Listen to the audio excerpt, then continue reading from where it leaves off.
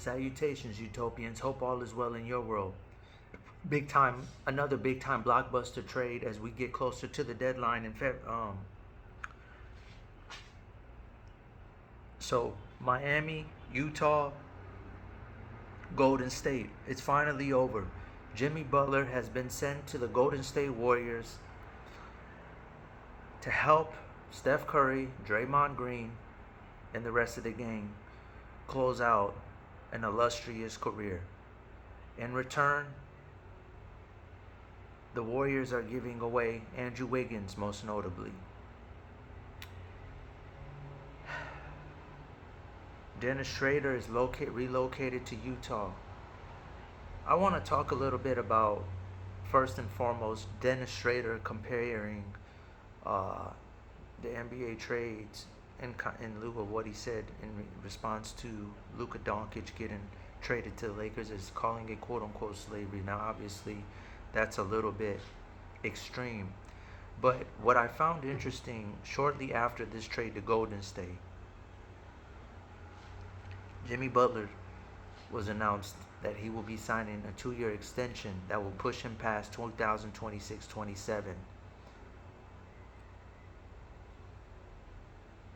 This leads me to believe that he must have caught wind that he was going to be on the move, that is Dennis Schroeder, for the second time in the same season. First from Brooklyn to the Golden State Warriors, and then to the Golden State Warriors he goes to the rebuilding Utah Jazz. Who knows what they are going to do with Dennis? Perhaps a buyout. Chris Middleton was traded today. He might hit the buyout market. It's a very interesting, time. I originally thought he was going to Miami, and I was ecstatic for the Heat because Dennis Schroeder would have been the best point guard they've had since the strikeout on Damian Lillard. Now, them getting Andrew Wiggins. Sorry, I just also realized that Kyle Anderson is going to Miami. Which is very important because I think he can play a little power forward since they love to put Bam at the 5, even though I'm a huge fan of Kyle Ware. I guess the deal fell through with the Toronto Raptors to take Kyle Anderson. With that being said, Wiggins going over there, it's a little crowded. You got Jokic, brother. You got Jaime Vasquez. So it's a little tricky over there. But just the mere fact they're able to get something in return, I think, it is what it is. I felt like Schroeder was the prize. He's going to Utah, come to find out. I think Wiggins should have went to Utah. That would have been nice. Maybe he could also help groom their first round pick at small forward, Cody Williams from Colorado. Needs a little mentorship, I think would really help him a lot. Very skilled multi-scorer, 3-level scorer. With that being said, I do find it to be a little. I'm very happy for the Golden State Warriors. This is exactly the type of spark plug you need. You got someone who talks Draymond's language for the first time. I'm going to enjoy seeing those two dogs bark. Obviously, it's not the stretch 5 in a perfect world that they could have used, but at the end of the day, it's a great.